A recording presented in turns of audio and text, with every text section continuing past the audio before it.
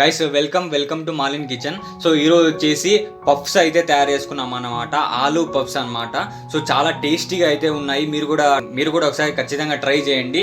And ఇది so Ramzan నెలలో మనము ఇఫ్తార్కి అయితే ఇది మనకు చాలా బాగా మనం తినచ్చు అనమాట. సో చాలా టేస్టీగా ఉంటుంది. సో మీరు కూడా ట్రై చేయాలంటే వీడియోని చివరి దాకా అయితే చూడండి. సో చివరి దాకా చూస్తే మీకు క్లియర్గా అర్థమవుతుంది. చూడండి, ఫస్ట్ అయితే మనం ఒక బౌల్ తీసుకోవాలి, ఒక గిన్నె తీసుకున్న తర్వాత ఇందుట్లోకి చూడండి ఒక కప్పు అండి, ఒక కప్పు నిండా మైదా తీసుకున్నాను. మైదా వేసుకోవాలి, తగినంత సాల్ట్ వేసుకోవాలి. చూడండి, ఒక పావు టీ స్పూన్ మనం వాము అయితే తీసుకోవాలి. తీసుకొని మనం చేతిలో వేసుకొని ఇలా క్రష్ చేసుకొని బాగా మనం ఇలాగ వేసుకోవాలి. చూడండి, మనమైతే 2 స్పూన్ల ఆయిల్ అయితే వేసుకోవాలి. నెయ్యి అయితే వేసుకోవచ్చండి, ఏదైనా మనం వేసుకోవచ్చు, బటర్ అయినా నెయ్యి అయినా. నేనైతే ఆయిల్ వేసుకున్నాను. ఇప్పుడు బాగా కలుపుకుందాం.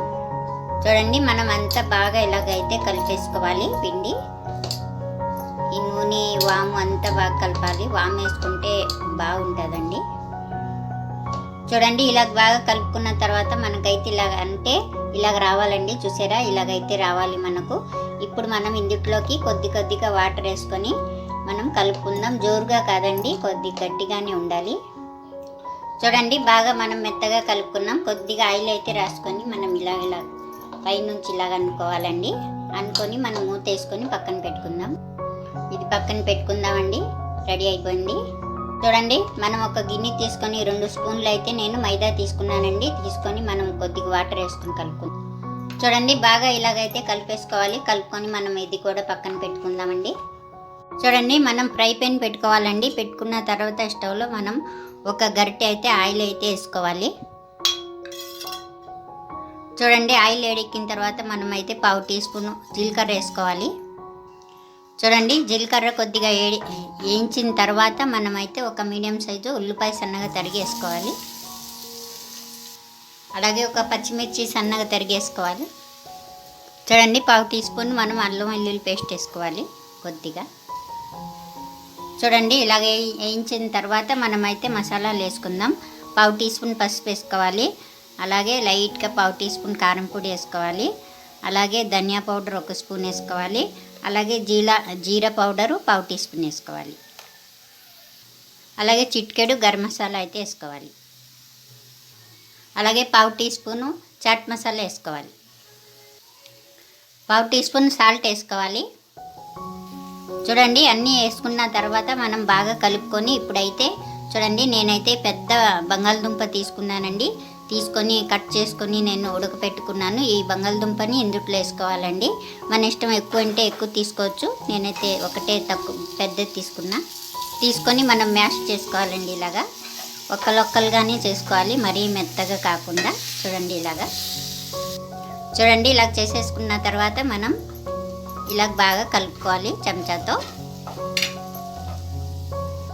చూడండి, ఇలాగైతే వేయించుకోవాలి. మనం మంట స్లోగానే పెట్టుకోవాలండి. పెట్టుకొని అయితే ఇలాగ నెమ్మదిగా వేయించుకోవాలి. బాగా మనం వేయించుకున్న తర్వాత ఇప్పుడు ఇందులోకి లాస్ట్లో కొత్తిమీర వేసుకుందామండి. అలాగే కొన్ని ఉల్లికాడలు వేసుకున్నాం. వేసుకొని ఒకసారి కలిపేసుకొని స్టవ్ ఆఫ్ చేసేసుకుందాం. ఇప్పుడు మనం చూడండి, పిండి కలుపుకున్నాం కదా, అదైతే చూసుకుందాం. చూడండి, సాఫ్ట్గా బాగా మెత్తగా అయింది. ఇప్పుడు ఏం చేయాలంటే మనం కొంచెం పిండి వేసుకొని కింద ఇలా చేసుకోవాలండి.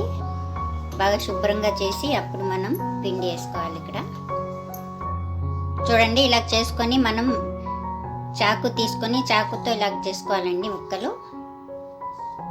చూడండి, ఇలా చేసేసుకోవాలి.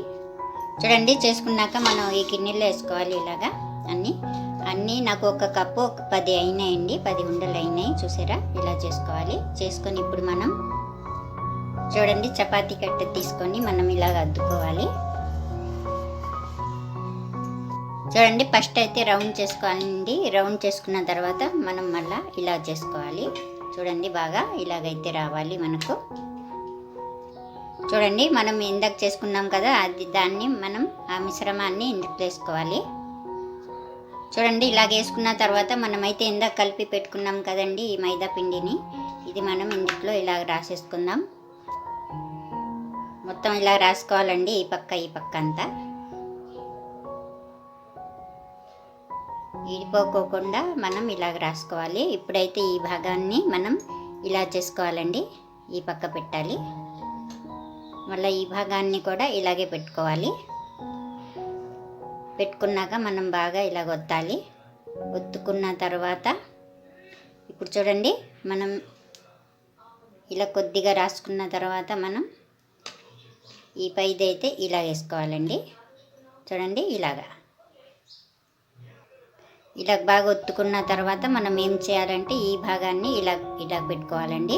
పెట్టుకున్న తర్వాత మనం మళ్ళా చేతితో అయినా బ్రష్తో అయినా దేంతో అయినా మనం ఇలా రాసుకోవాలండి. రాసుకున్న తర్వాత ఈ భాగాన్ని మనం చూడండి ఇలాగ పెట్టుకోవాలి.